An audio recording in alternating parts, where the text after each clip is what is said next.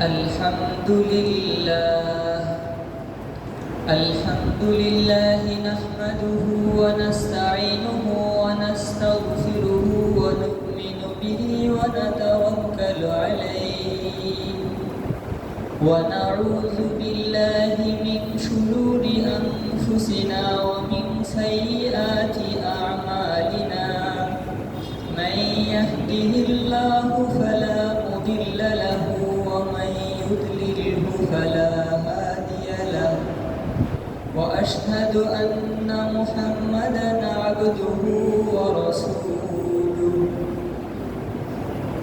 أما بعد فأعوذ بالله من الشيطان الرجيم بسم الله الرحمن الرحيم تلك الرسل فضلنا بعضهم على بعض منهم من كلم الله ورفع بعضهم درجات وآتينا عيسى ابن مريم البينات وأيدناه بروح القدس ولو شاء الله ما اقتتل الذين من بعدهم من بعد ما جاءتهم البينات ولكن اختلفوا فمنهم من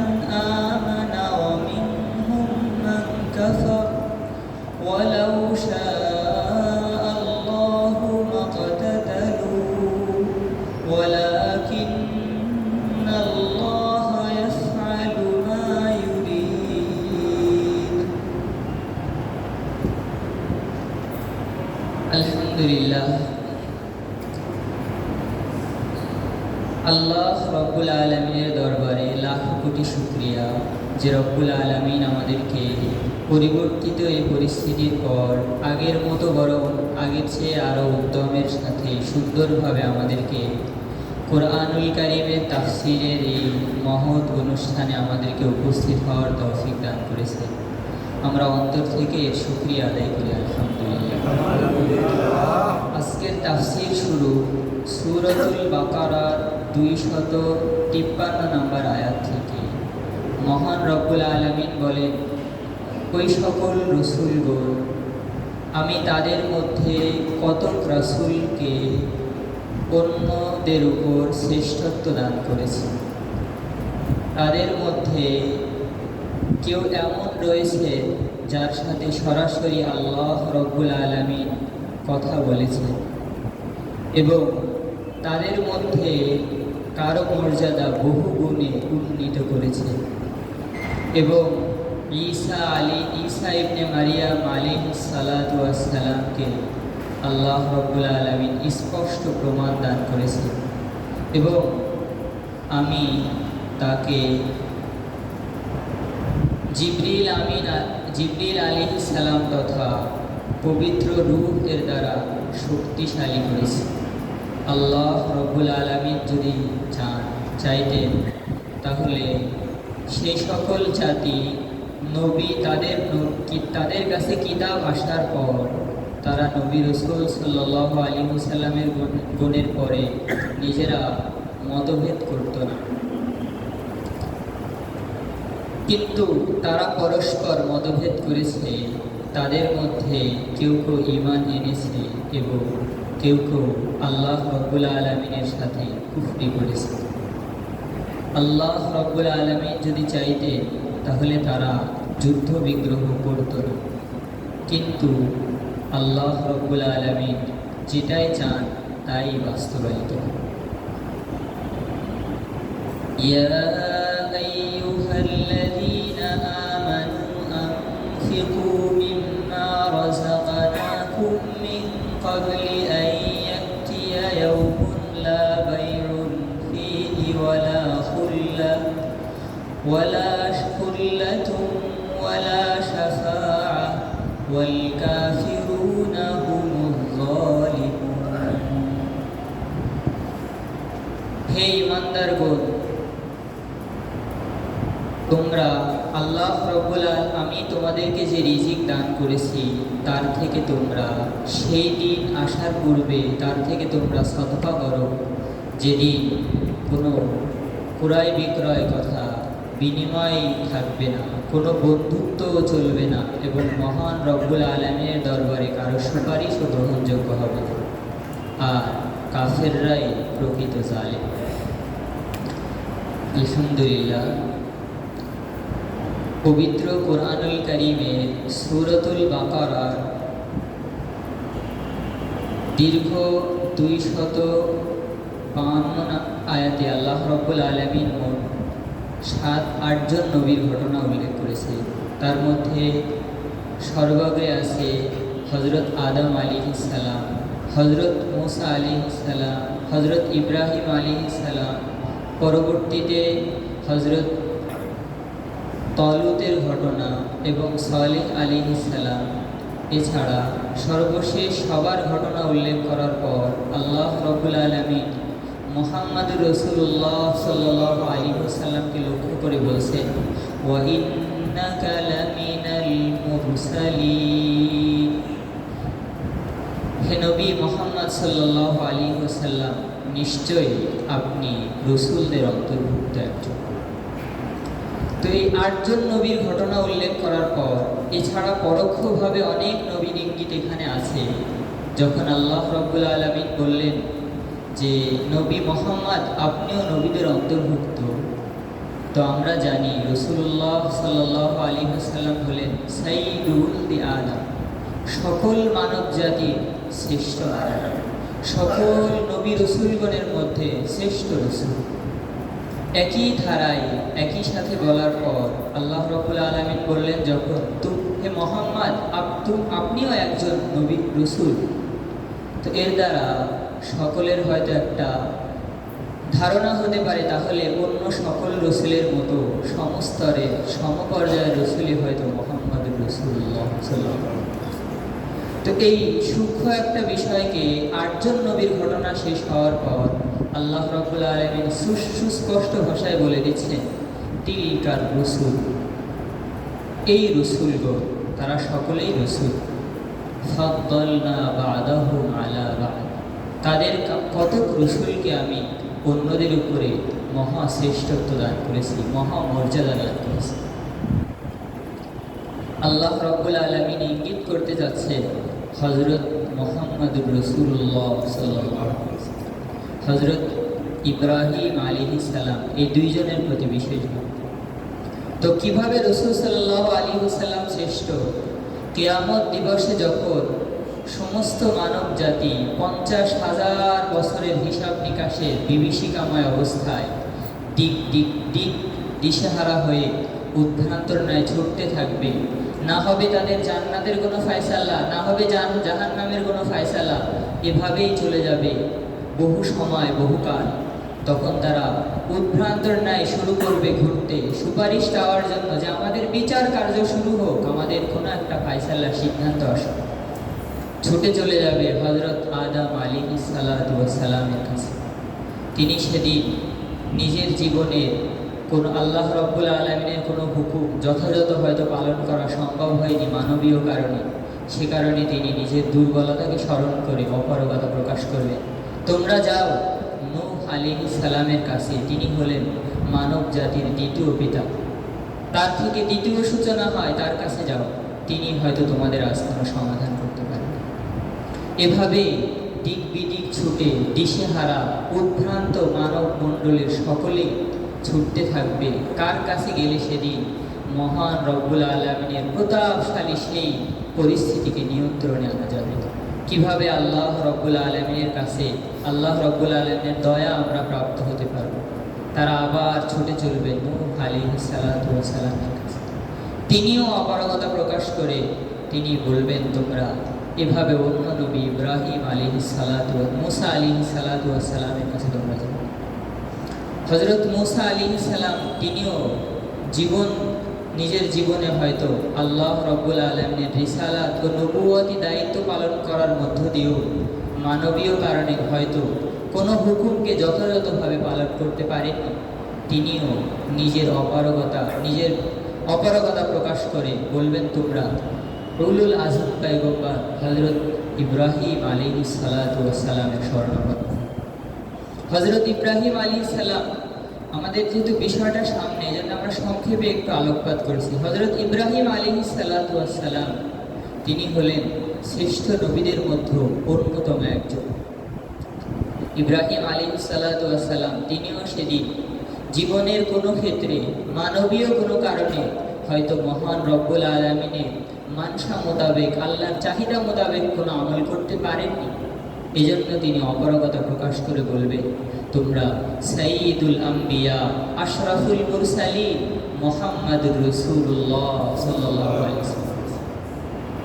সেদিন রাসূলুল্লাহ সাল্লাল্লাহু আলাইহি ওয়াসাল্লামের কাছে মানব জাতি উদ্ভ্রান্ত সকলে একত্রে একসাথে এসে ফরিয়াদ করতে থাকবে, হে মুহাম্মাদুর রাসূলুল্লাহ, আপনি শ্রেষ্ঠ পয়গম্বর, শ্রেষ্ঠ রসুল, শ্রেষ্ঠ নবী, আজ বিভীষিকাময় অবস্থায় আমাদের জন্য কোনো ফায়সালার জন্য আপনি আল্লাহর কাছে সুপারিশ করেন।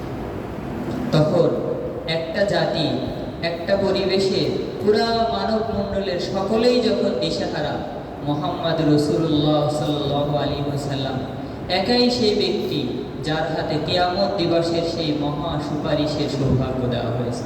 সুবহানাল্লাহ। তিনি আল্লাহ রসুল সাল্লাল্লাহু আলাইহি ওয়াসাল্লাম বলেন, সহিহ বুখারী শরীফের বর্ণনায় আছে, সাথে সাথেই তিনি আল্লাহ রব্বুল আলামিনের সম্মুখে সিজদায় লুটিয়ে পড়বেন, বলবেন যে আমি এমন প্রশংসা আল্লাহ রব্বুল আলামিনের করব যে প্রশংসা বাণী ইতিপূর্বে কখনো আমি করিনি এত বেশি, যে প্রশংসা বাণী বর্তমানেও আমাকে শেখানো হয়নি। সেদিন আল্লাহ রব্বুল আলামিন সেই প্রশংসা বাণী আমার মুখে উচ্চারিত করবে। আল্লাহ রব্বুল আলামিনের সেই প্রশংসার ফলে আল্লাহ রব্বুল আলামিনের দয়া, রহমতের জোয়ার ভেসে যাবে। আল্লাহ রব্বুল আলামিন বলবেন, ইরফা রাসাক, হে নবী আপনি মাথা উঠান, ইশফা তুশাফা, আপনি পুরা জাতির জন্য আজ সুপারিশ করেন, আপনার সুপারিশে গ্রহণযোগ্য। সুবহানাল্লাহ। এই হলো নবী মুহাম্মদ রাসূলুল্লাহ সাল্লাল্লাহু আলাইহি ওয়াসাল্লাম। তো সূরাতুল বাকারা দীর্ঘ 8 জন নবীর বর্ণনা দেওয়ার পর যখন আল্লাহ রাব্বুল আলামিন বললেন, ওয়া ইন্নাকা লামিনাল মুরসালিন, হে নবী আপনিও একজন রসুলের অন্তর্ভুক্ত, সাথে সাথেই মানব মণ্ডলীকে আল্লাহ সঠিক দিশা দিয়ে দিচ্ছেন। সকলেই নবী, সকলেই রসুল, তবে তাদের মধ্যে কোনো নবীর পর কোনো নবী, এভাবে কোনো নবীর মর্যাদা আল্লাহ বহু বহু গুণ উন্নীত করেছেন। সুবহানাল্লাহ। তিনি হলেন মুহাম্মদুর রাসূলুল্লাহ সাল্লাল্লাহু আলাইহি ওয়াসাল্লাম। আল্লাহ রাব্বুল আলামিন আমাদেরকে তৌফিক দান করুন যেন শ্রেষ্ঠ নবীর এই সুপারিশ আমরা সর্বাগ্রে লাভ করতে পারি। আমিন ইয়া রাব্বাল আলামিন। কোরআনুল কারীমে আমরা যদি খেয়াল করি তাহলে স্পষ্ট বিধিবিধানমূলক আয়াত মাত্র 500, অথচ কোরআনুল কারীমের সঠিক পরিসংখ্যান অনুযায়ী কোরআনুল কারীমের আয়াত হচ্ছে 6636টা। আমরা হয়তো অনেকে 66টা জানি, এটা একটু লেখার ভুলে পাণ্ডুলিপির পরিবর্তনের কারণে উল্টে গিয়েছে। মূলত সঠিক পরিসংখ্যানটা হলো 6636টা। তো এর মধ্যে মাত্র 500 আয়াত যেখানে আল্লাহ রাব্বুল আলামিন স্পষ্ট বিধিবিধানমূলক আয়াত দান করেছে, আর বাকি আল্লাহ রাব্বুল আলামিন পরকালীন বিভিন্ন ঘটনা, জান্নাত জাহান্নামের আলোচনা, ইহকালীন বিভিন্ন রাজন্যবর্গ, আম্বিয়া আলাইহিস সালামের ঘটনা এবং রূহের জগতে সৃষ্টির আগে বিভিন্ন ঘটনা, এই সমস্ত ইবরাত এবং উপদেশমালামূলক বিভিন্ন কথা আল্লাহ রাব্বুল আলামিন পবিত্র কোরআনে সবচেয়ে বেশি বলেছেন। তো এর প্রত্যেকটা আয়াতই আমাদের জন্য একটা আমাল, একটা আবেদনকে গ্রহণ করতে শেখায়। যখন আমরা আল্লাহ রাব্বুল আলামিন দীর্ঘ 8 জন নবীর পর একজন নবীর শ্রেষ্ঠত্ব এত সুন্দরভাবে বলে দিচ্ছেন, তখন সেই শ্রেষ্ঠ নবী যার হাতে কিয়ামত দিবসের একমাত্র সুপারিশের অধিকার থাকবে, অবশ্যই তার সুপারিশ পাওয়ার তামান্না, একটা দিলের ইচ্ছা, আবেগ, অনুভূতি এবং তীব্র একটা ইচ্ছা জাগ্রত হওয়া প্রত্যেক মুমিনের মধ্যে। এই শ্রেষ্ঠ নবীর সুপারিশ আল্লাহ রাব্বুল আলামিন আমাদেরকে সর্বাগ্রে পাওয়ার তৌফিক দান করুন। এর জন্য পথ হলো রাসূলুল্লাহ সাল্লাল্লাহু আলাইহি ওয়াসাল্লামের সুন্নাতকে অনুসরণ করা, তার আনিত তরিকা এবং আদর্শকে অনুসরণ করা। আল্লাহ রাব্বুল আলামিন আমাদেরকে তৌফিক দান করুন।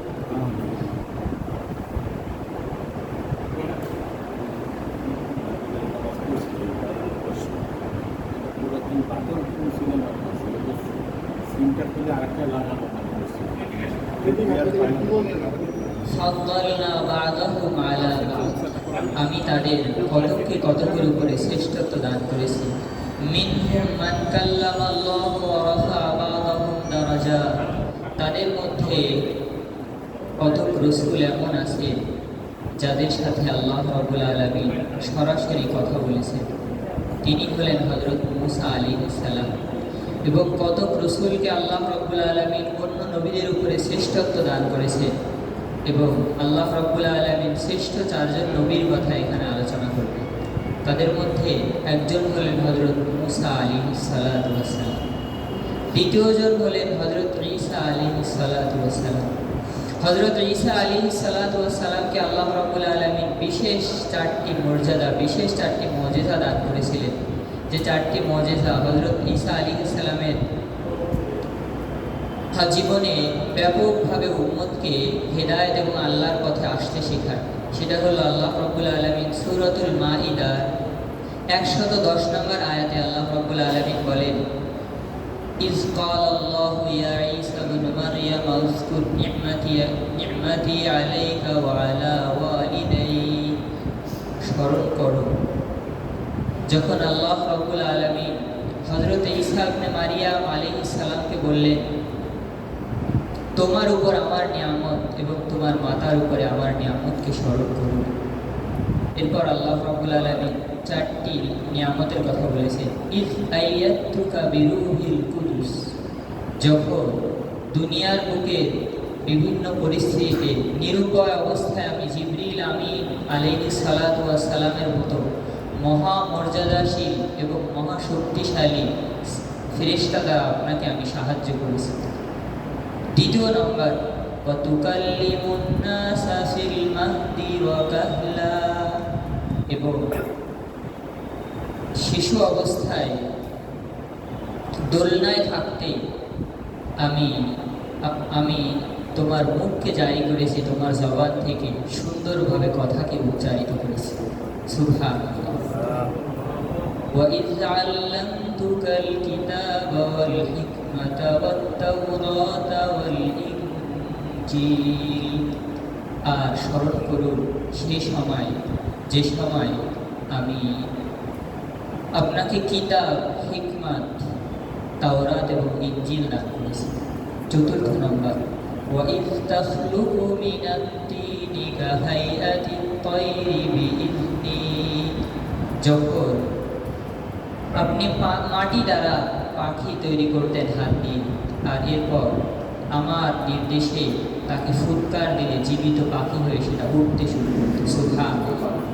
ফাতাকুনু তায়রান বিইذনি, ফুৎকার দেওয়ার সাথে সাথে আমার হুকুমে সেটা পাখি হয়ে উঠতে শুরু করত। এর পরবর্তী মর্যাদা, ওয়াতুবরিহুল আকমাহা ওয়াল আবরাসা বিইذনি, স্মরণ করুন যে সময় আমি আপনাকে মুজিজা দিয়েছিলাম যার ফলে আমার নির্দেশে জন্মন্ধ ব্যক্তিকে এবং কুষ্ঠ রোগীকে স্পর্শ করার দ্বারা তারা একেবারে সুস্থ মানুষের মতো দৃষ্টি সম্পন্ন হয়ে যেত এবং সুস্থ মানুষের মতো স্বাভাবিক রঙে তাদের ত্বক ফিরে আসত। وَإِذْ تُخْرِجُ الْمَوْتَى بِإِذْنِي, এবং যখন আমার হুকুমে মৃত ব্যক্তিকে হুকুম দিলে কবর থেকে সে উঠে দাঁড়াতো। আল্লাহ, তিনি হলেন শ্রেষ্ঠ আরেকজন নবী হযরত ঈসা আলাইহিস সালাতু ওয়াস সালাম। ওয়ালাউ শাআল্লাহু মাকাতাতালাল্লাযীনা মিন বা'দিহিম, তো যেহেতু এই আয়াতটা একটা সূরার একেবারেই শেষ ভাগে, এজন্য কুরআনুল কারীমের বিশেষ একটা রহস্যের প্রতি আল্লাহ রাব্বুল আলামিন ইঙ্গিত করেছে। সেটা হলো আল্লাহ রাব্বুল আলামিন যদি চাইতেন তাহলে সকল মানব জাতি সকলেই এক ধারায় মুমিন মুমিন হয়ে ঈমানকে গ্রহণ করে একমাত্র আল্লাহর সন্তুষ্টি নিয়ে ভালোভাবেই কবরে চলে যাবে। কেউ পারস্পরিক মতভেদ, হত্যা, যুদ্ধ, বিগ্রহ, একে অপরের শত্রু হওয়া, আল্লাহর নাফরমানি করা, কুফরি করা কিছুই করতেন। আল্লাহ রাব্বুল আলামিন স্পষ্ট বলছেন যে আমি যদি চাইতাম তাহলে সকল জাতি তাদের নবীর পর তারা বিভ্রান্ত হতো না এবং যুদ্ধ বিগ্রহ করত, কিন্তু তারা যুদ্ধ বিগ্রহ করেছে, পরস্পর মতভেদ করেছে নিজেদের মধ্যে, আবার স্বয়ং আল্লাহর সাথেও কেউ ঈমান এনেছে, কেউ বা কাফের হয়ে চলে গেছে। তো এটা কি রহস্য? আল্লাহ রাব্বুল আলামিন কেন এমনটা করলেন? আবার শেষে বলছেন ওয়ালাকিন্নাল্লাহা ইয়াফআলু মা ইউরিদ, একমাত্র আল্লাহ রাব্বুল আলামিন যেটা চান সেটাই বাস্তবায়িত। তাহলে মানব জাতির মধ্যে কিছু মানুষ এভাবেই গোমরা হয়ে যাবে, কিছু মানুষ এভাবেই আল্লাহর সাথে ঈমান আনবে, কিছু মানুষ কুফরি করবে, কিছু মানুষ মতভেদ করবে, কেউ বা সত্যের পথে, কেউ বা অসৎ পথে থেকে, আবার তারা আবার যুদ্ধ বিগ্রহ করে নিজেরা নিজেদেরকে ধ্বংস করবে। কেন এই যুদ্ধ লীলা? কেন এই মতভেদ? কেন এই পার্থক্য? আল্লাহ সকলকে এক সুতোয় তো গেঁথে নিতে পারতেন। তো এই আয়াত আল্লাহ রাব্বুল আলামিন এখানে সংক্ষেপে বলল। সূরা তাবারাকাল্লাযী, শুরুতে আল্লাহ এটা আরো সুন্দর করে বলেছেন। আল্লাহ রাব্বুল আলামিন বলেন তাবারাকাল্লাযী বিয়াদিহিল মুলকু ওয়া হুয়া আলা কুল্লি শাইইন কাদির আল্লাযী খালাকাল মাউতা ওয়াল হায়াতা লিয়াবলুয়াকুম আইয়ুকুম আহসানু আমালা, যিনি মানব জাতিকে দুনিয়ার বুকে জন্ম মৃত্যুর মাঝে সংক্ষিপ্ত একটি জীবন দিয়েছেন, যেন তোমাদেরকে জানিয়ে দেন কে নেক আমল করতে পারে আর কে নেক আমল করতে ব্যর্থ। তো মানব মণ্ডলী দুনিয়ার বুকে আল্লাহ রাব্বুল আলামিন তাদেরকে ইচ্ছা দিয়েছেন, তাদের কর্তৃত্ব দিয়েছেন, আপন পরিসরে আল্লাহর হুকুম অনুযায়ী তাদেরকে ভালো মন্দ বেছে নেওয়ার অধিকার দিয়েছেন। অপরদিকে ফেরেশতাকুল যারা আছেন তাদেরকে আল্লাহ এই ইচ্ছা দেননি, এই অধিকার দেননি, ভালো মন্দ বেছে নেওয়ার, নিজের সিদ্ধান্ত অনুযায়ী কিছু করার তৌফিক তাদেরকে দেন। ঠিক যে ফেরেশতাকে আল্লাহ চিরন্তর, চিরদিন, সর্বকালের জন্য সেজদারত সেজদা সৃষ্টি করেছে, সে চিরন্তন, চিরদিন সেজদায় অবনত আছে। আল্লাহ। যে ফেরেশতাকে আল্লাহ চিরন্তন, চিরদিনের জন্য রুকুতে সৃষ্টি করেছেন, সে আল্লাহর জন্য রুকুতে আছে সারাটি জীবন। যে ফেরেশতাকে যে কাজে রাখা হয়েছে, কোনো প্রকার পার্থিব প্রয়োজন, কোনো প্রকার শারীরিক প্রয়োজন, কোনো প্রকার জীবনের চাহিদা, কোনো কিছুই তাদেরকে দেননি, তারা শুধু ওই হুকুমেই আছে।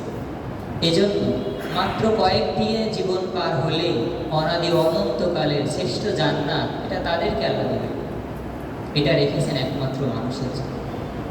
তো মানুষের জীবন রহস্যটা কত সুন্দর! পবিত্র কোরআনুল কারীমে শত শত জায়গায় আল্লাহ মানুষের জীবন রহস্যকে নিয়ে ভাবতে বলেছে। কোনো জায়গায় ইঙ্গিত বহু কথায়, কোনো জায়গায় স্পষ্ট ভাষায়, কোনো জায়গায় একটা উদাহরণ পেশ করার পর বুঝিয়ে দিয়েছে।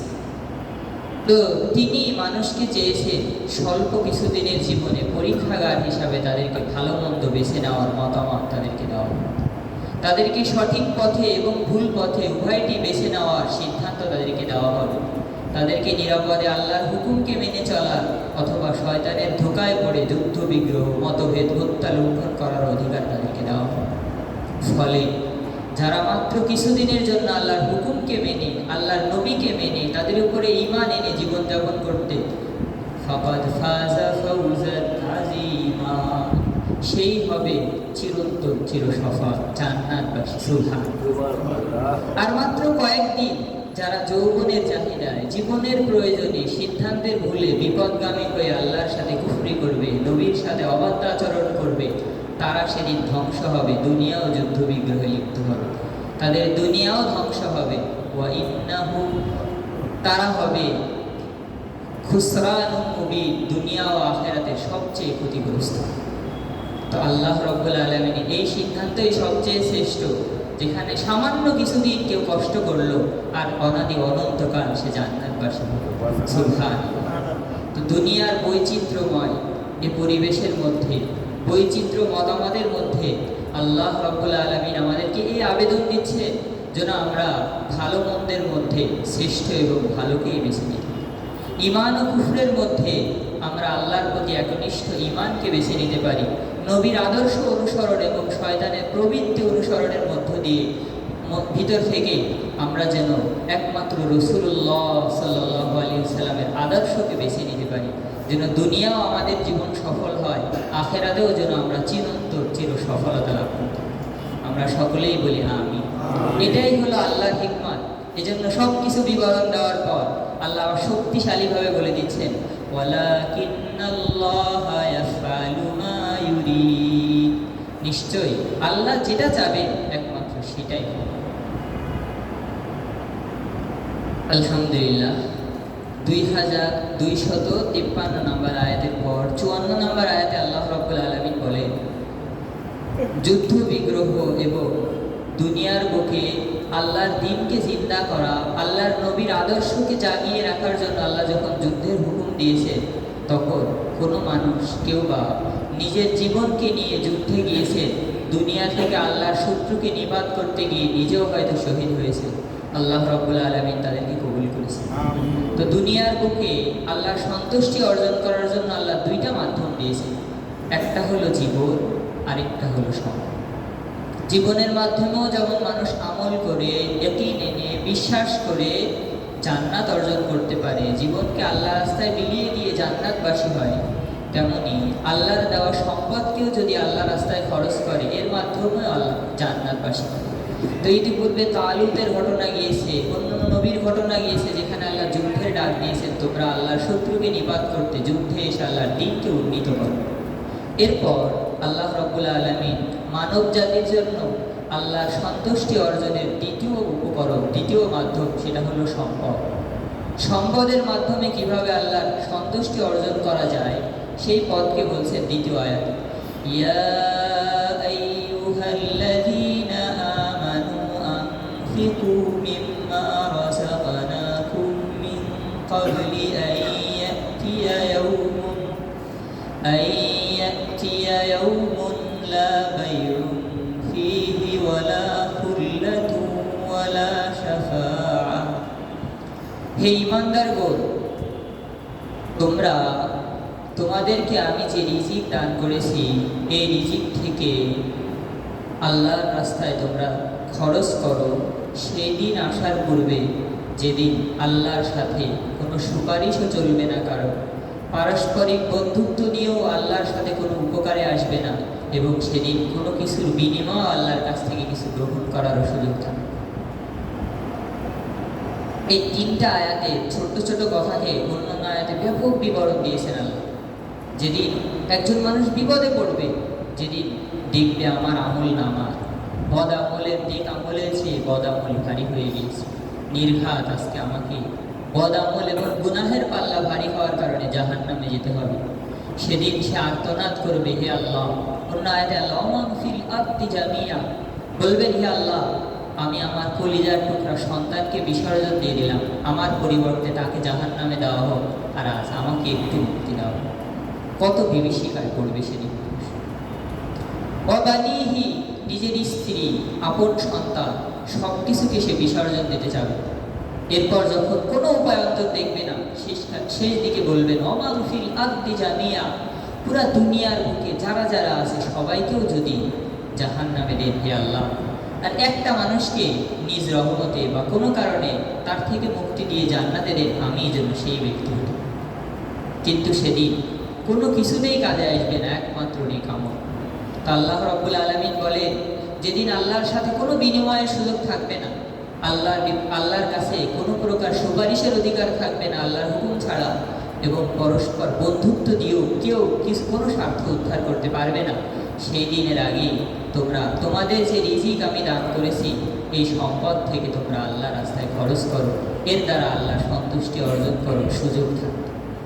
আল্লাহ রাব্বুল আলামিন আমাদেরকে তৌফিক দান করুন, যেন আল্লাহ জীবনের এই সুযোগগুলো আমরা গ্রহণ করতে পারি। হাদিস শরীফে আছে, ইয়া রাসূলুল্লাহ, কোন দান আল্লাহর কাছে অনেক বেশি প্রিয়? রাসূল সাল্লাল্লাহু আলাইহি সাল্লাম দুইটা উত্তর দিয়েছেন। তাফসীর ইবনে কাসির আছে, সময়ের সংক্ষিপ্ততা আমরা বের করছি না। আল্লাহ রাসূল দুইটা উত্তর দিয়েছে। অন্য সময় অনেক উত্তর দিয়েছেন, এই হাদিসে দুইটা উত্তরের কথা আছে। একটা হলো আল্লাহ রসুল বলেছেন জুহদুল মুকিল, যার অর্থ সম্পদ খুব বেশি নেই কিন্তু তারপরেও ওর মধ্য দিয়ে সে কিছু কিছু দান করতে চায়, এটা আল্লাহর কাছে অতি প্রিয়। দ্বিতীয় নম্বর হলো মানুষ কষ্টের মধ্য দিয়েও যদি কিছু দান করে দেয় এবং গোপনে যদি কোনো দুস্থ মানুষকে সহযোগিতা করে, আল্লাহ রব্বুল আলমীর কাছে এই দান অনেক বেশি প্রিয়। তো আমার আল্লাহ রব্বুল আলমীন শূন্য হাতে জন্মগ্রহণ করার পর অনেক অর্থ অনেক সম্পদই দিয়েছে। আমি যদি আল্লাহর কাছে সবচেয়ে প্রিয় দান করার এই দুইটা সুযোগকে কাজে লাগাতে পারি, তো আশা করা যায় যে কোনো ওসিলায় এর মাধ্যমে আল্লাহ রব্বুল আলমিন আমাকে নাজাতের ফয়সালা দিয়ে দিন। আল্লাহ রব্বুল আলমিন আমাদেরকে তৌফিক দান করুন। এর পরবর্তী আয়াত আয়াতুল কুরসি নামে আমরা সকলেই জানি। এই আয়াত পবিত্র কুরআনুল কারীমের সবচেয়ে শ্রেষ্ঠ আয়াত। সহিহ মুসলিম শরীফের 810 নম্বর আয়াতে রসুল্লাহ আছে, 810 নম্বর হাদিসে আছে, রসুল্লাহ সাল্লাল্লাহু আলাইহি ওয়াসাল্লামকে জিজ্ঞাসা করা হয়, ইয়া রাসূলুল্লাহ, পবিত্র কুরআনুল কারীম যেটা শ্রেষ্ঠ গ্রন্থ, এর মধ্যেও শ্রেষ্ঠ আয়াত কোনটি? আল্লাহ রাসূল সাল্লাল্লাহু আলাইহি ওয়াসাল্লাম স্পষ্ট ভাষায় বলে দেন, আয়াতুল কুরসি, শ্রেষ্ঠ আয়াত হলো আয়াতুল কুরসি। এই আয়াতে মোট 5টি সহিহ হাদিসে মোট 5টি ফজিলাতের কথা আছে, আরও হয়তো থাকতে পারে। উপস্থিত সাধারণ কিতাব যেগুলো আছে, মুফাসসিরিন কিরাম লেখেন অনেক ফজিলাতের মধ্যে সহিহ হাদিসে 5টি ফজিলাত পাওয়া যায়। তো আমরা সেই 5টি ফজিলাত এবং আয়াতের কেন শ্রেষ্ঠত্ব, এর গভীর কিছু মর্ম আমরা ইনশাআল্লাহ আলোচনা করব, যেন আল্লাহ রব্বুল আলামিন এই আয়াতের বারাকাত, এই আয়াতের শক্তি, আয়াতের শ্রেষ্ঠত্ব আমাদের জীবনে দান করুন। আউযু বিল্লাহি মিনাশ শাইতানির রাজীম। আল্লাহু লা ইলাহা ইল্লা হু আল হাইয়ুল কাইয়্যুম লা তা'খুযুহু সিনাতুন ওয়ালা নাওম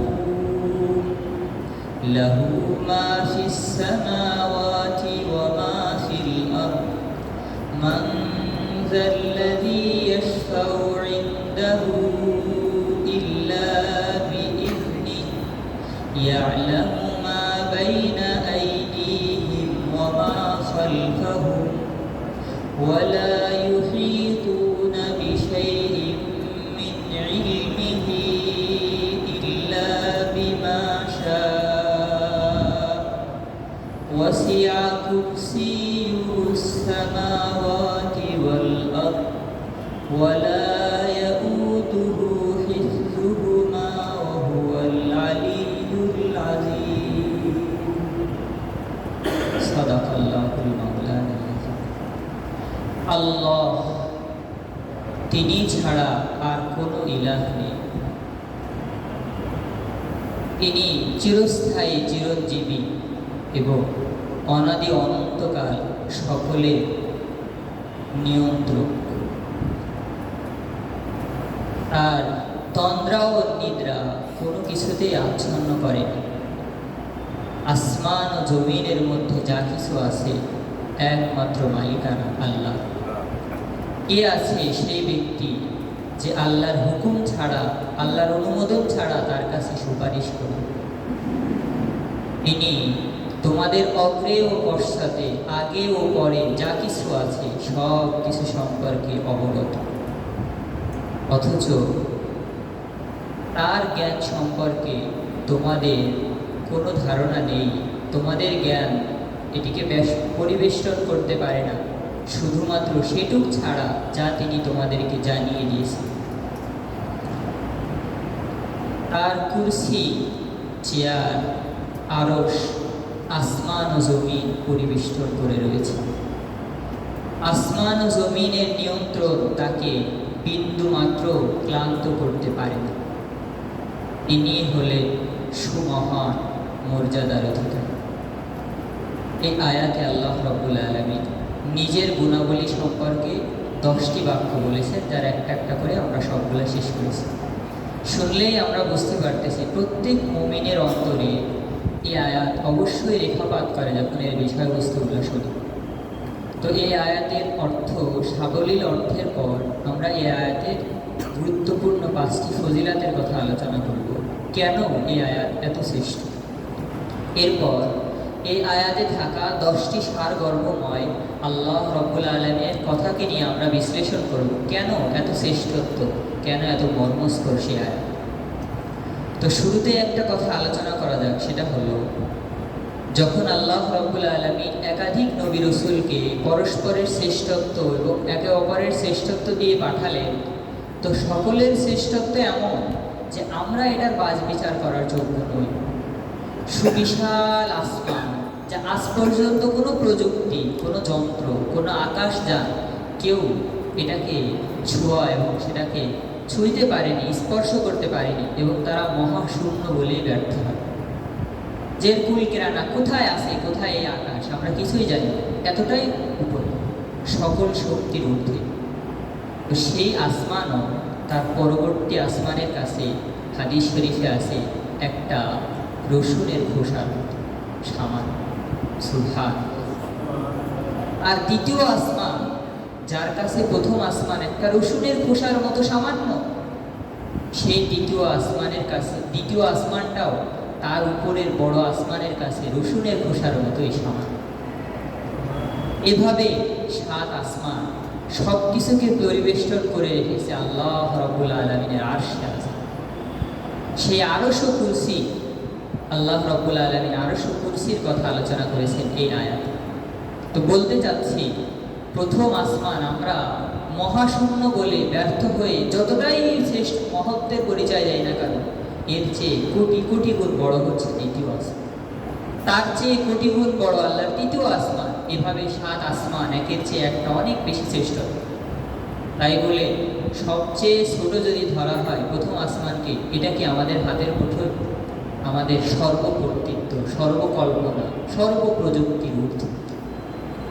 ঠিক তেমনি আল্লাহ রাব্বুল আলামিন রাসূলুল্লাহ সাল্লাল্লাহু আলাইহি ওয়াসাল্লাম এবং অন্যান্য নবীদের মধ্যে পারস্পরিক শ্রেষ্ঠত্ব দিয়েছেন ঠিক, বাকি সবচেয়ে সবচেয়ে যিনি, অর্থাৎ যে নবীর চেয়ে অন্য সকল নবীর মর্যাদা বেশি, তার মর্যাদা, ওই নবীর মর্যাদাও আমাদের ধরা ছোঁয়া, আমাদের কল্পনা, আমাদের ভাবনার চেয়ে অনেক অনেক বেশি।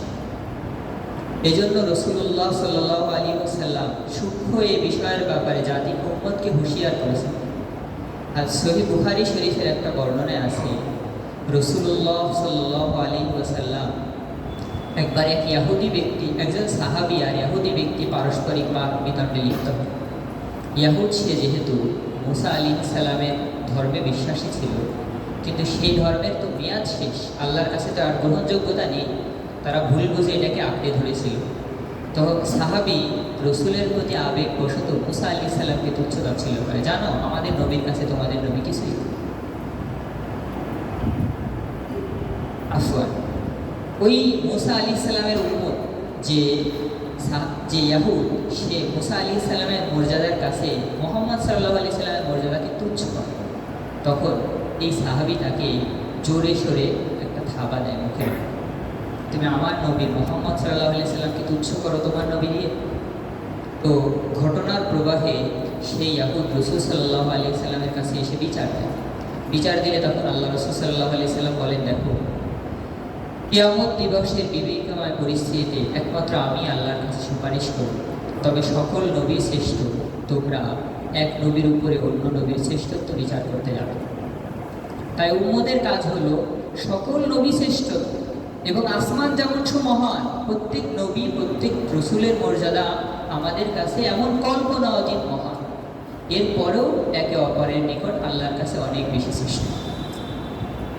এই জন্য সকল নবী রসুল সকলেই আমাদের কাছে সর্বশ্রেষ্ঠ। এখন তাদের দিন ও ধর্ম এটাকে অনুসরণ করে ভুল বুঝে এক দিনকে অপর দিনের মোকাবেলায়, এক দিনকে অপর দিনের পরিপ্রেক্ষিতে প্রতিদ্বন্দ্বী মনে করে মানুষ যুদ্ধ বিগ্রহ লিপ্ত হয়, এক নবীর উম্মত অপর নবীর উম্মতের বিরুদ্ধে লিপ্ত হয়। কিন্তু তারা যদি জানতো সকল নবীর দাওয়াত, সকল নবীর দাওয়াতের মূল কেন্দ্র হচ্ছে আল্লাহ, এবং তিনি সব ধর্ম, সব নবীর দিনকে রহিত করে একমাত্র মুহাম্মদ সাল্লাল্লাহু আলাইহি সাল্লামের দিনকেই সকল কিয়ামত পর্যন্ত সকল উম্মতের জন্য প্রযোজ্য করেছেন, তাহলে তারা এমন যুদ্ধ বিগ্রহে, এমন ভুল বোঝাবুঝির মধ্যে পড়ত। তো যেহেতু সকল নবীর দাওয়াত, সকল নবীর কেন্দ্র এক, এজন্য সমস্ত নবীর পর আল্লাহ রাব্বুল আলামিন নিজের জাত এবং নিজের তাওহীদ ও নিজের আলোচনা করেছেন 10টি বাক্য। হাদিস শরীফে আছে, এই আয়াত রাসূল সাল্লাল্লাহু আলাইহি ওয়াসাল্লামের কাছে জিজ্ঞাসা করা হয়, ইয়া রাসূলুল্লাহ, কোরআনুল কারীমের সবচেয়ে শ্রেষ্ঠ এবং সবচেয়ে মর্যাদাপূর্ণ আয়াত কোনটি? উবাই ইবনে কাব রাদিয়াল্লাহু আনহু জিজ্ঞাসা করেন। সহিহ মুসলিম শরীফের 810 নম্বর হাদিস। তিনি প্রশ্ন করেন, আইয়ু আয়াতিন ফি কিতাবিল্লাহি আযম, ইয়া রাসূলুল্লাহ, কোরআনুল কারীমের সবচেয়ে শ্রেষ্ঠ, মর্যাদাপূর্ণ, বরকতময় আয়াত কোনটি? তখন আল্লাহ রাসূল সাল্লাল্লাহু আলাইহি ওয়াসাল্লাম বলেন, আয়াতুল কুরসি। আয়াতুল কুরসি হলো সবচেয়ে শ্রেষ্ঠ। এর পরবর্তী হাদিসটা একটু বিস্তারিত। তখন উবাই ইবনে কাব এর কাছে সরাসরি আল্লাহ রাসূল জিজ্ঞাসা করেন, হে উবাই, তুমি কি জানো কোরআনুল কারীমের কোন আয়াত সবচেয়ে শ্রেষ্ঠ? তখন উনি বলেছেন, আল্লাহ এবং আল্লাহ রাসূল ভালো জানেন। এটা সাহাবায়ে কেরামের বৈশিষ্ট্য, কারণ তারা জানতেন আমরা কল্পনাতীত একটা কথা বলার সময় নষ্ট করার কি দরকার, করছে শ্রেষ্ঠ জিনিস ওহিটাই জেনে নিন, নিজেরা উত্তর দিতেন। 3 বার জিজ্ঞাসা করার পর উনি একই উত্তর দিয়েছেন, আল্লাহু ওয়া রাসূলুহু আ'লাম। তখন আল্লাহ রাসূল সাল্লাল্লাহু আলাইহি সাল্লাম বলেছেন যে আয়াতুল কুরসি আফদালুল আয়াত, আয়াতুল কুরসি এটা হলো শ্রেষ্ঠ আয়াত। দ্বিতীয় নম্বর ফজিলত, রাসূলুল্লাহ সাল্লাল্লাহু আলাইহি ওয়াসাল্লাম বলেছেন, তোমরা জানো আয়াতুল কুরসি কত শ্রেষ্ঠ আয়াত, ইন্নাহা লারুল কুরআন, নিশ্চয়ই আয়াতুল কুরসি কুরআনুল কারীমের 1/4 সমান। তৃতীয় হাদিস, হযরত আবু যর গিফারী রাদিয়াল্লাহু আনহু থেকে বর্ণিত, রাসূল সাল্লাল্লাহু আলাইহি ওয়াসাল্লাম বলেন, আল্লাহ রাব্বুল আলামিনের এমন নাম রয়েছে যে নামের ওসিলায় আল্লাহর কাছে দোয়া করলে সাথে সাথে আল্লাহ সেই দোয়াকে কবুল করে, শ্রেষ্ঠ নাম। তো এই নাম আল্লাহ রাসূল সাল্লাল্লাহু আলাইহি ওয়াসাল্লাম স্পষ্ট বলে দেননি কোন নাম, কিন্তু 4টি আয়াতকে ইশারা করেছেন এই আয়াতের মধ্যে সেই নাম আছে। তার মধ্যে একটি আয়াত হলো আয়াতুল কুরসি। তো সাহাবায়ে কেরাম বলেন, যদি কেউ আয়াতুল কুরসি দৃঢ়তার সাথে আল্লাহ রাসূল সাল্লাল্লাহু আলাইহি ওয়াসাল্লামের ভবিষ্যৎবাণী এবং ওসিয়তকে বিশ্বাস করে দৃঢ়তার সাথে পড়ে কোনো দোয়া করে, সাথে সাথে আল্লাহ সেই দোয়াকে কবুল করে। সুবহানাল্লাহ। সহিহ বুখারী শরীফের একটা ঘটনা, এই ঘটনা শেষে বলি। নাসাই শরীফের একটা হাদিস, আবু উমামা রাদিয়াল্লাহু আনহু থেকে বর্ণিত, রাসূলুল্লাহ সাল্লাল্লাহু আলাইহি ওয়াসাল্লাম বলেন যে মান ক্বারাআ দুবুরা কুল্লি সালাতিন মাকতুবাতিন আয়াতুল কুরসি, যে ব্যক্তি প্রত্যেক ফরজ নামাজের পর অবিলম্বে আয়াতুল কুরসিকে পাঠ করবে, যে রাকাতে সুন্নাত আছে সেখানে সুন্নাতের পরে পড়বে, যেখানে সুন্নাত নাই সুন্নাতের সাথে সাথে ফরজের সাথে সাথেই পড়বে, লাম ইয়ামনাহু মিন দুখুলিল জান্নাতি ইল্লা আইয়াকুত, তার জান্নাতে যাওয়ার কোনো প্রতিবন্ধকই থাকবে না একমাত্র মৃত্যু ছাড়া। সুবহানাল্লাহ। তার মানে মৃত্যুর সাথে সাথেই আল্লাহ রাব্বুল আলামিন তার জন্য জান্নাতের ফয়সালা করবেন। আল্লাহ রাব্বুল আলামিন এই আয়াতকে আমাদের জীবনের অবলম্বন হিসাবে গ্রহণ করার তৌফিক দান করুন। আমি একদিন এক ডাক্তারের কাছে যে পরামর্শের জন্য গিয়েছি, খুব আল্লাহওয়ালা ডাক্তার। উনি বলতেছেন যে আমার প্রায় 13 বছর না 14 বছরের কথা বলেছিলেন যে এই আয়াত আমার কোনো ফরজ নামাজের পরে বাদ যায়। আল্লাহু আকবার।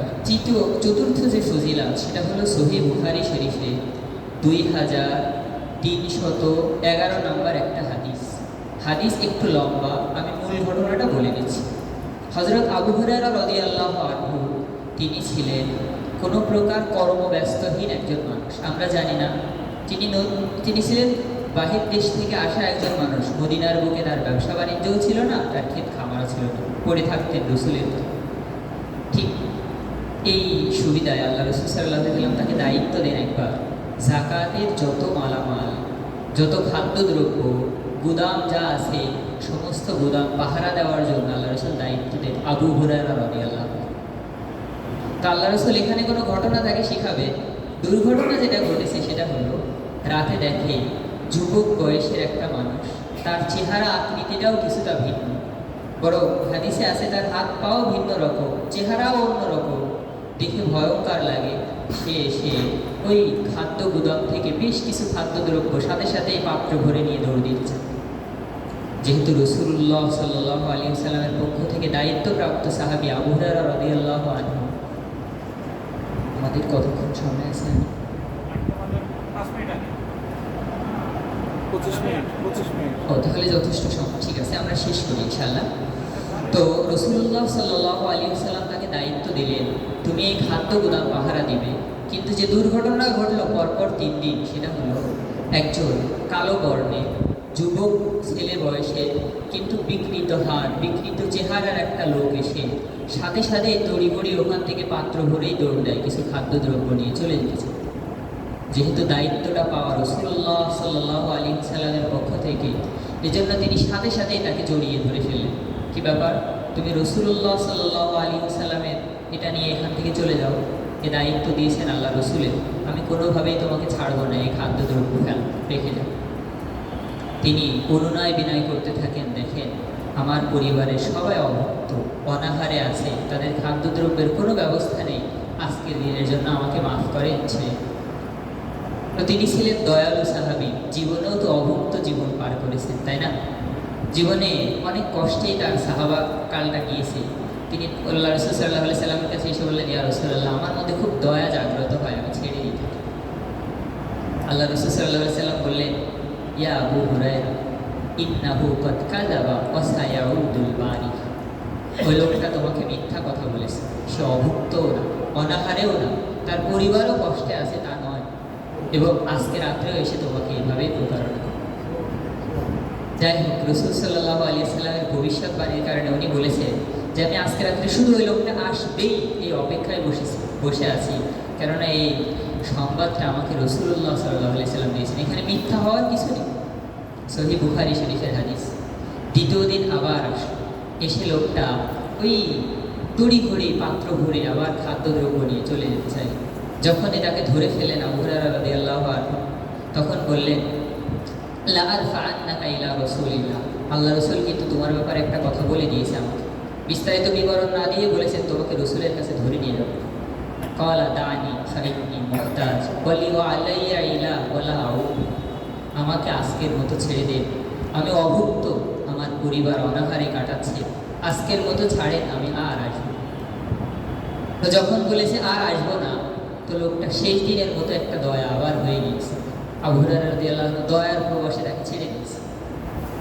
পরের দিন সকালে আল্লাহ রাসূল বললেন, ইয়া রাসূলুল্লাহ, আপনি যে দায়িত্ব দিয়েছিলেন ওই লোকটা ঠিকই এসেছিল, কিন্তু সে ওয়াদা করেছে আর কোনোদিন আসবে না, আমি দয়া করে আজকে তাকে ছেড়ে দিয়েছি। রাসূলুল্লাহ সাল্লাল্লাহু আলাইহি সাল্লাম আবারও বললেন, ইন্নাহু কদ কাযাবাকা ওয়া সায়াউদ, নিশ্চয়ই সে তোমাকে মিথ্যা কথা বলেছে, সে দেখবে আবারও আসবে। তখন তৃতীয় দিন আবু হুরায়রা রাদিয়াল্লাহু আনহু আবারও অপেক্ষায় থাকেন যে এই লোকটা আসবে আবার, বিকৃত চেহারা, বিকৃত হাত। একটা বর্ণনায় আছে এই লোকটার চেহারা অনেকটা কুকুরের মতো দেখা যায়। তো তিনি তৃতীয় দিন আসার পর বলেছেন, তোমাকে আজ আমি ধরেই রাখব। তখন রাসূলুল্লাহ সাল্লাল্লাহু আলাইহি ওয়াসাল্লাম তখন তৃতীয় দিন যখন আসলো, হাদিস শরীফের বিবরণে, দানি উআল্লিমুকা কালিমাতিন ইয়ানফাউকা আল্লাহু বিহা, সাথে সাথেই ধরে ফেললেন এবং তার পাত্র, খাদ্য যা আছে সব কিছু ছিনিয়ে নিলেন, নিয়ে বললেন, তুমি মিথ্যু। রাসূলুল্লাহ সাল্লাল্লাহু আলাইহি ওয়াসাল্লাম আমাকে স্পষ্ট বলেছে, তোমাকে আমি কোনোভাবেই ছাড়বো না, তুমি বলো তুমি কে, কেন এসে রাসূলুল্লাহ সাল্লাল্লাহু আলাইহি ওয়াসাল্লামের খাদ্য গুদামে তুমি গুপ্ত হামলা করো। তখন সে নিরুপায় হয়ে, লাচার হয়ে তখন বলল, আমি একজন জিন, আমি এসেছি এখানে, এটা আমার স্বভাব।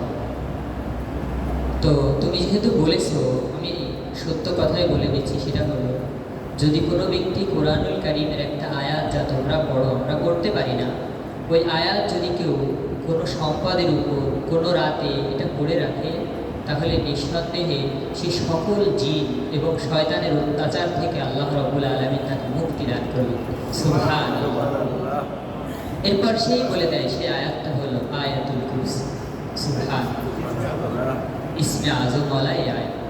এই ঘটনা সকালে আবার রাসূল সাল্লাল্লাহু আলাইহি ওয়াসাল্লামকে বললেন, সহিহ বুখারীর বর্ণনায় আছে, আমা ইন্নাহু কদ সাদাকা, জেনে রাখো হে আবু হুরায়রা, সে শেষ যে কথাটা তোমাকে বলেছে, যে আয়াত পড়লে সকল জিন এবং সকল মানুষ শয়তানের অত্যাচার থেকে রক্ষা পাওয়া যায়, কোনো রাত্রে পড়লে সকাল পর্যন্ত রক্ষা পাওয়া যায়, কোনো সম্পদের উপরে পড়ে থাকলে পুরা রাত এই সম্পদকে আল্লাহ হেফাজত করেন, এই আয়াত পড়লে এটা সত্য কথা, এটা সঠিক।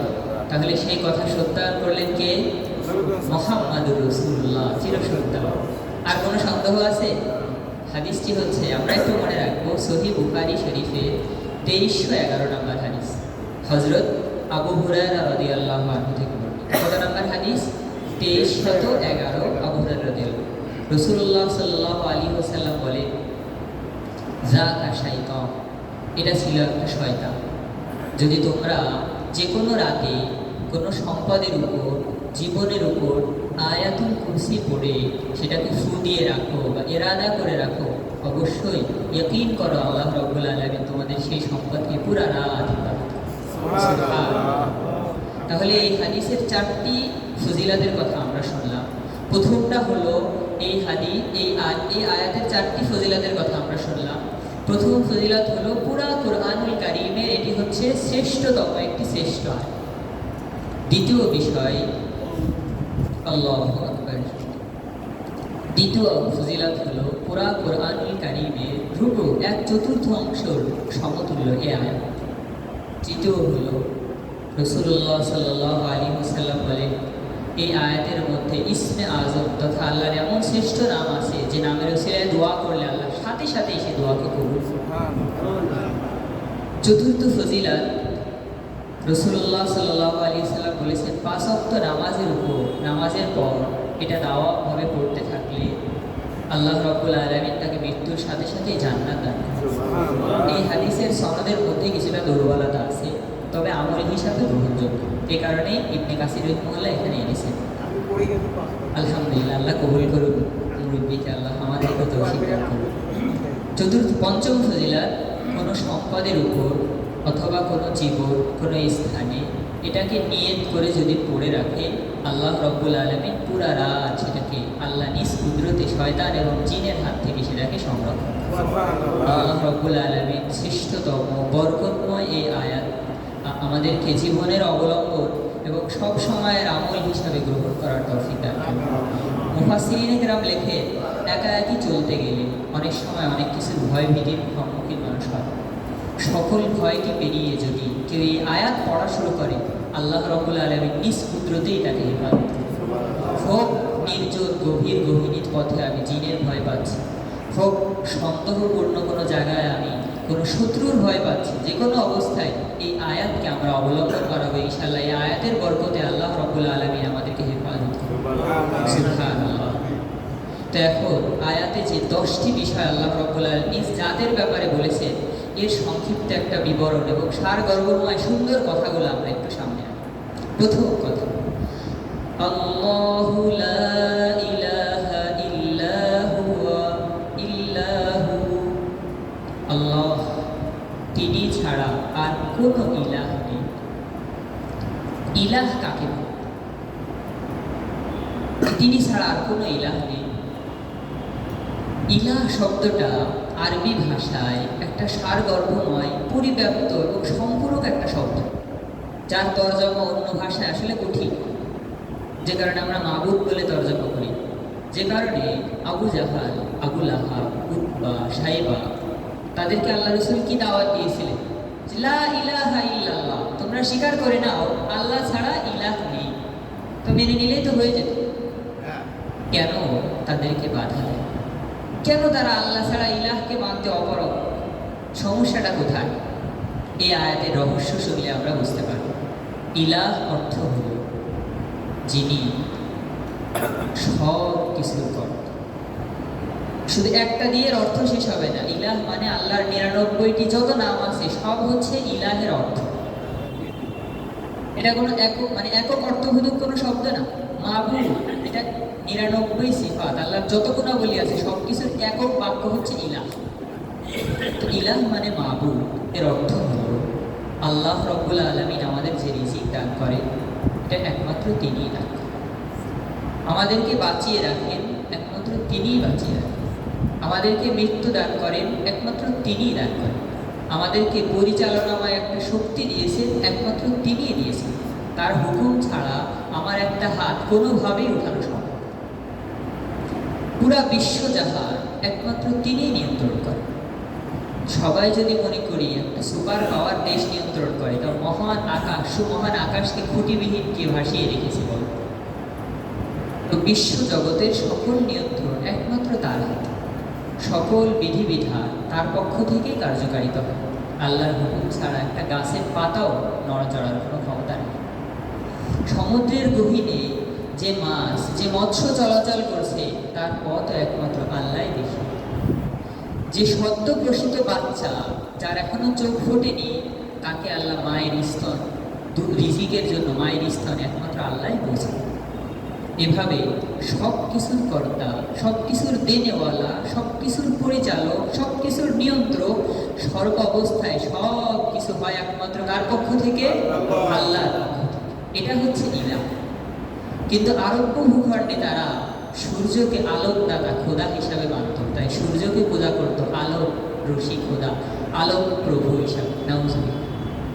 রাতের অন্ধকারে আলোক বার্তা বয়ে আনে চাঁদ, তো চাঁদকে পূজা করত রাতের আলোক বার্তা হিসেবে। নিজেদের ফসলাদি জমি থেকে আসে, তাই ভূমিকে তারা ইলাহ মানত, ভূমিকে প্রভু মানত, তাদের ফসল প্রভু হিসেবে।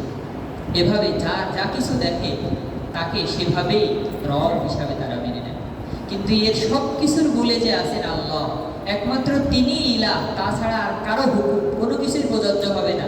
এটাই হচ্ছে আল্লাহ ইলাহা ইল্লাল্লাহ এর অর্থ। এজন্য তারা শোনা মাত্রই ইলাহ একমাত্র আল্লাহ, এটা মেনে নিতে পারেনি। তারা ব্যর্থ হয়েছে। কারণ যেই কিনা বলবে একমাত্র আল্লাহ হলেন ইলাহ, আল্লাহ হলেন মাবুদ, তাহলে মূর্তি পূজা চলবে, সূর্য পূজা চলবে, চন্দ্র পূজা রহিত হয়ে যাবে। তাদের যত প্রভু আছে সব কিছু থুপড়ে বাদ দিয়ে ফেলে রেখে একমাত্র আল্লাহর দিকে আসতে। তারা ব্যর্থ হয়েছে। কিন্তু একজন মুমিন বান্দা জীবনের শুরুতে যখন স্বীকার করে নেয় লা ইলাহা ইল্লাল্লাহ মুহাম্মাদুর রাসূলুল্লাহ, সাথে সাথে ইয়াকিনের সাথে পড়লে এটা আরশে আজিমে পৌঁছে যায়। সুবহানাল্লাহ।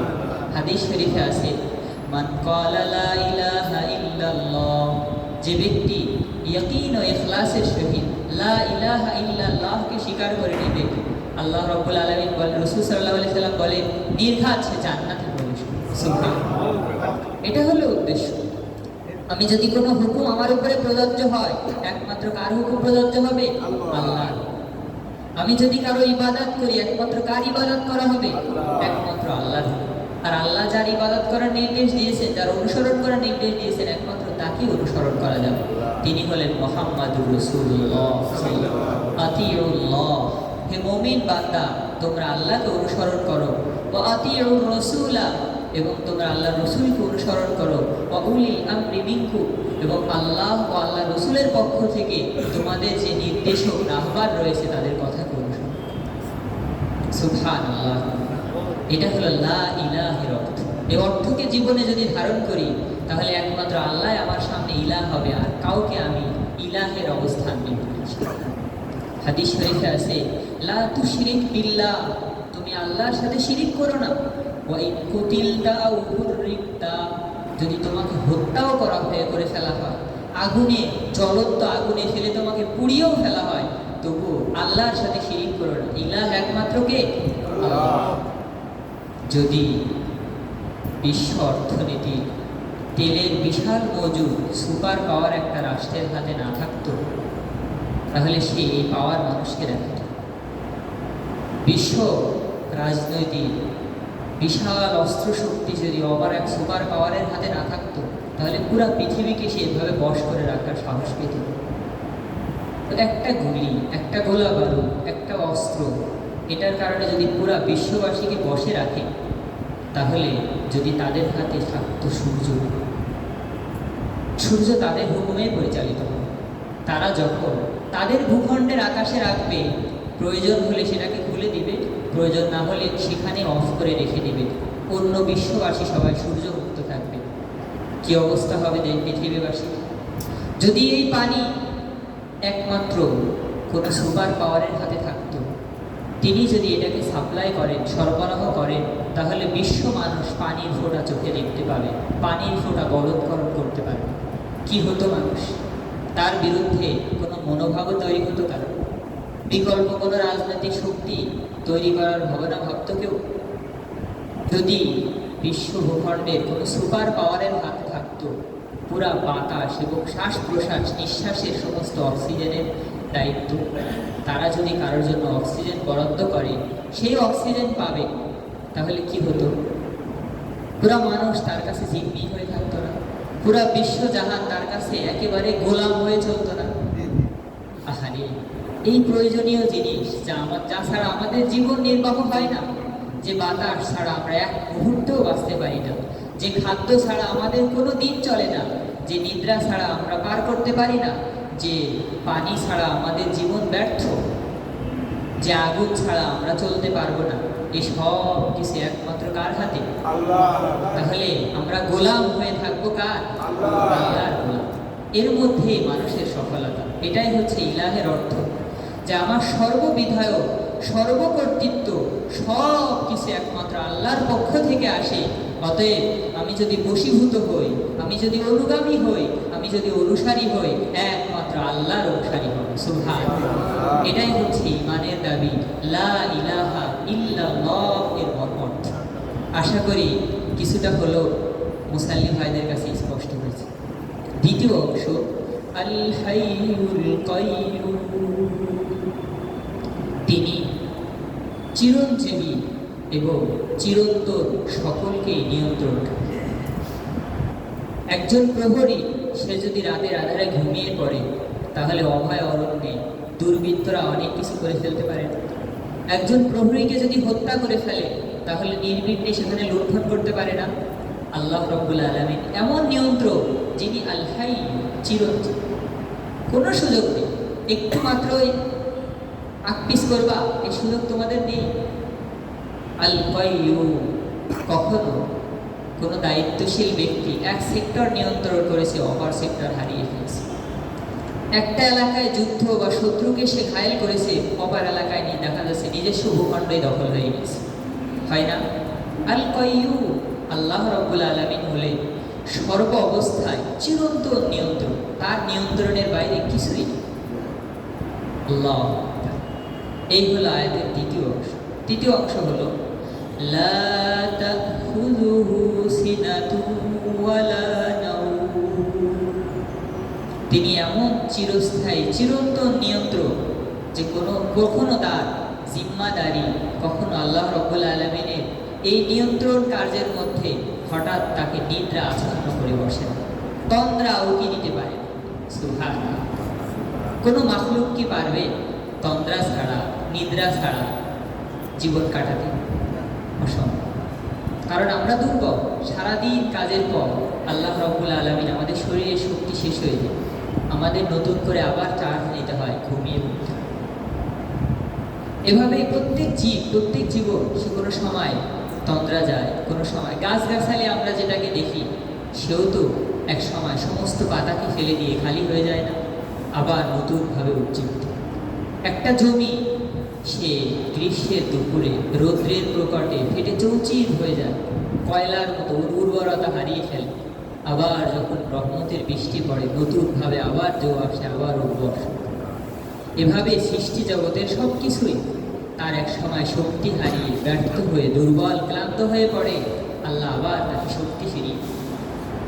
এভাবে প্রত্যেক মাখলুক একদিক দিয়ে এসে ব্যর্থ, দুর্বল, আল্লাহকে দুর্বল করেই সৃষ্টি করেছে।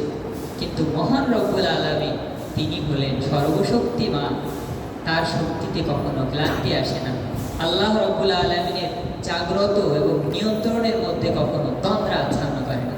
আল্লাহ, আমরা সকলেই বলি সুবহানাল্লাহ। তৃতীয় অংশ, লাহু মা ফিস সামাওয়াতি ওয়া মা ফিল আরদ, লাহু, তার জন্যই এই কথাকে আগে আনা হয়েছে। এর অর্থ হলো আসমান ও জমিনের মধ্যে যা কিছু আছে সব কিছুর মালিকানা একমাত্র আল্লাহ।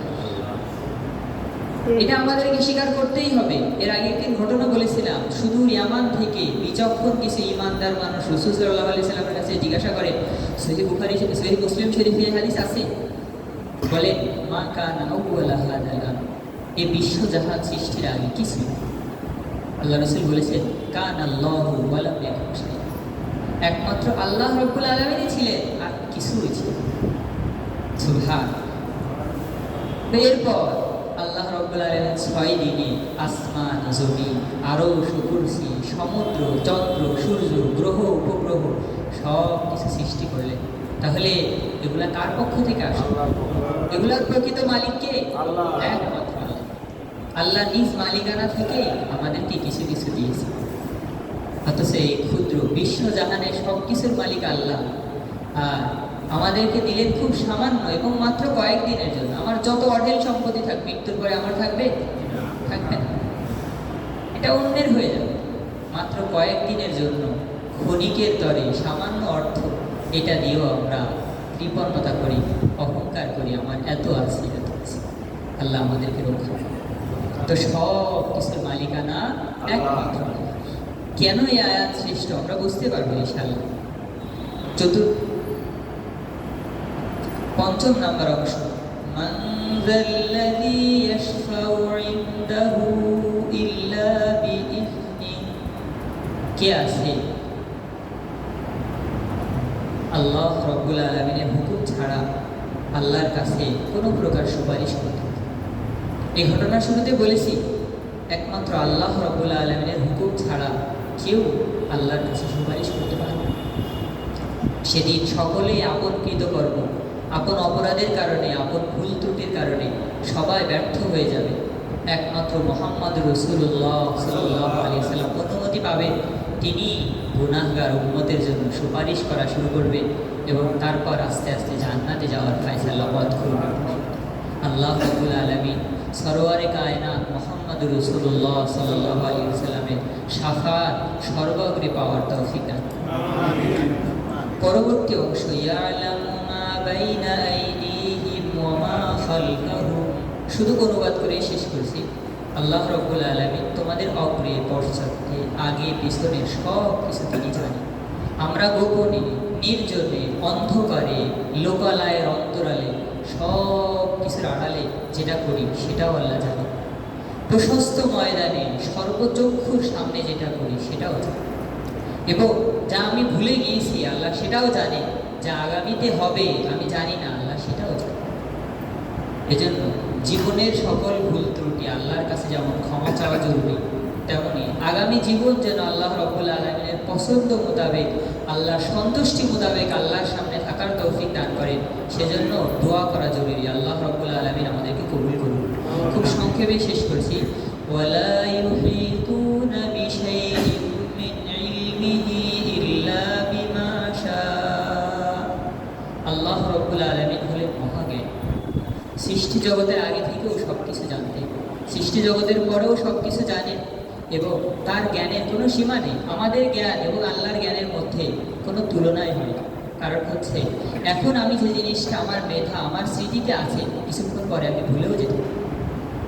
আবার যে জিনিসটা এখনো ঘটেনি আমি সেটা এখনো জানতেও পারি না। আর যে জিনিসটা আমার চোখের অন্তরালে, অদূরে, আমার কাছে সংবাদ পৌঁছায়নি, আমি তাও জানি। কিন্তু আল্লাহ রাব্বুল আলামিন বিশ্বজাহানের আগেও পরে, এই দুনিয়া, কিয়ামত দিবস, জান্নাত, জাহান্নাম, মিজান, পুলসিরাতের কোথায় কি খুঁটিনাটি কি হবে সব কিছু জানেন। সুবহানাল্লাহ। ওয়াসিয়া কুরসিয়ুহুস সামাওয়াতি ওয়াল আরদ, এই বিশ্বজাহানের যত সৃষ্টি, যত মহান যা কিছু আছে, সবচেয়ে শ্রেষ্ঠ মহান হলো আল্লাহর আরশ এবং কুরসি। সুবহানাল্লাহ। ওয়ালা ইয়াউতুহু হিফযুহুমা, আসমান ও জমিন এবং দুনিয়া ও আখিরাত যা কিছু আছে সব কিছু আল্লাহ তিলে তিলে সর্বক্ষণে সব কিছু নিয়ন্ত্রণ করে, এবং এই নিয়ন্ত্রণে আল্লাহ রাব্বুল আলামিন একটু ক্লান্ত হয়। সুবহানাল্লাহ। ওয়া হুয়াল আলিয়্যুল আযীম, তিনি হলেন সুউচ্চ, তিনি হলেন সুমহান। আল্লাহ রাব্বুল আলামিন আমাদেরকে তৌফিক দান করুন যে রব্বুল আলামিনের মহান 10টি সিফাত আমরা আলোচনা করলাম, এবং এর 5টি বিশেষ ফজিলাতের কথা আলোচনা করলাম। আল্লাহ রাব্বুল আলামিন আমাদেরকে এই আয়াত এর বরকত এবং এর শ্রেষ্ঠত্ব আমাদেরকে পাওয়ার তৌফিক দান করুন। আলহামদুলিল্লাহ।